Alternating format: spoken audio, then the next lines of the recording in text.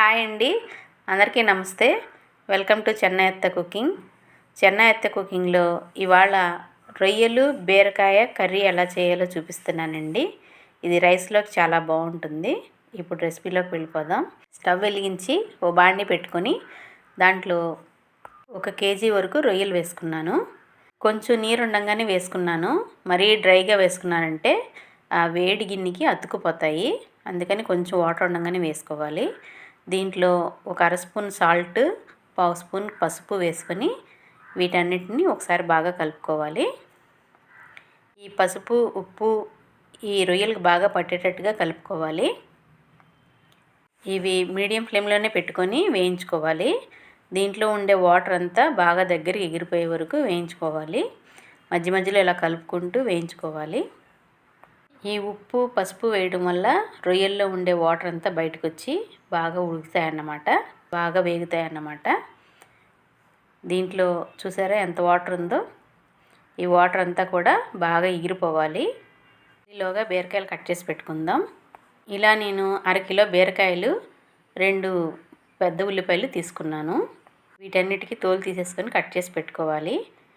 ఇలా కట్ చేసి పెట్టుకున్నాను. నేను 1/2 కిలో బీరకాయలు తీసుకున్నాను 1 కేజీ రొయ్యలకి. మీరు కావాలంటే బీరకాయలు పెంచుకొని కూడా వేసుకోవచ్చు. నాకైతే 1/2 కిలో సరిపోతాయి.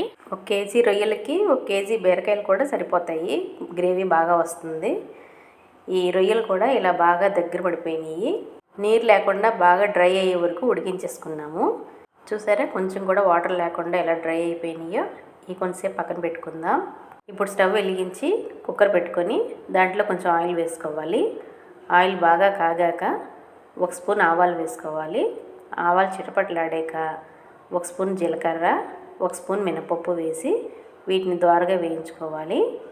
ఈ పోపులన్నీ బాగా వేగిపోయాక మనం ముందుగా కట్ చేసి పెట్టుకున్న ఆనియన్స్ కూడా వేసి వీటిని కూడా బాగా వేయించుకోవాలి. ఇవన్నీ ఇలా గోల్డెన్ బ్రౌన్ వచ్చే వరకు వేయించుకున్నాక మనం ముందుగా కట్ చేసి పెట్టుకున్న బీరకాయ ముక్కలు కూడా ఇందులో వేసుకోవాలి. ఈ బీరకాయ ముక్కలు కూడా బాగా కలుపుకోవాలి. ఈ ఉల్లిపాయలు బీరకాయ ముక్కలు బాగా కలిసేటట్టుగా కలుపుకోవాలి. ఇది కొంచెం వేగంగానే దీంట్లో 1 స్పూను అల్లం వెల్లుల్లి పేస్ట్ కూడా వేసుకోవాలి. ఈ అల్లం వెల్లుల్లి పేస్ట్ కూడా పచ్చివాసన పోయే వరకు బాగా వేయించుకోవాలి. ఈ అల్లం వెల్లుల్లి పేస్టు ఈ ముక్కల్లో బాగా కలిసిపోయేటట్టుగా బాగా కలుపుకోవాలి. ఇది బాగా కలిసిపోయాక దీంట్లో కొంచెం ఉప్పు వేసుకోవాలి.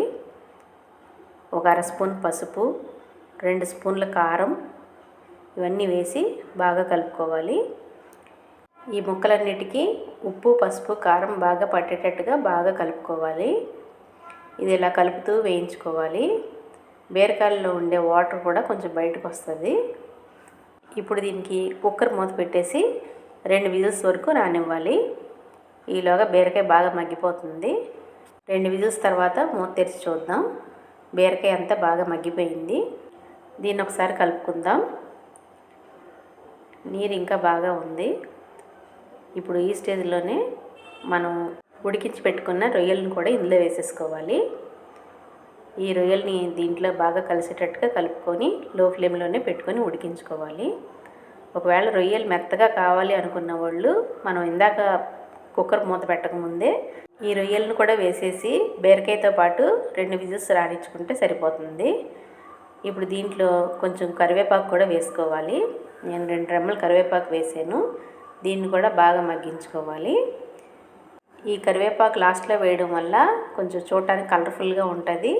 ఈ కరివేపాకులో ఉండే పచ్చి ఫ్లేవర్ అంతా ఈ ముక్కలకు పట్టి మంచి ఫ్లేవర్ వస్తుంది. ఇప్పుడు దీంట్లో ఈ స్టేజ్లోనే ఒకసారి ఇలా కలుపుకొని ఉప్పు చూసుకోవాలి. ఉప్పు సరిపోయిందో లేదో ఈ స్టేజ్లోనే చూసుకొని, సరిపోని వాళ్ళు ఈ టైంలోనే కొంచెం అడ్జస్ట్ చేసుకోవాలి. నాకైతే ఉప్పు సరిపోలేదు. నేనైతే కొంచెం వేసుకుంటున్నాను. 1 స్పూన్ ధనియాల పొడి, 1 స్పూన్ ప్రాన్స్ మసాలా పొడి, 1 స్పూన్ గరం మసాలా పొడి వేసి వీటన్నిటిని బాగా లో ఫ్లేమ్లోనే పెట్టుకొని వేయించుకోవాలి. ఇదంతా బాగా దగ్గర పడే వరకు వేయించుకుంటే సరిపోతుంది. ఈ మసాలాల్లో ఉండే పచ్చివాసన అంతా పోయే వరకు వేయించుకుంటే సరిపోతుంది. అంతేనండి, బీరకాయ పచ్చి రొయ్యల కూర రెడీ అయిపోయింది. ఇది సర్వింగ్ బౌల్లో తీసేసుకుందాం. ఈ వీడియో కనుక మీకు నచ్చినట్లయితే లైక్ చేయండి, షేర్ చేయండి, సబ్స్క్రైబ్ చేయండి. Thanks for watching.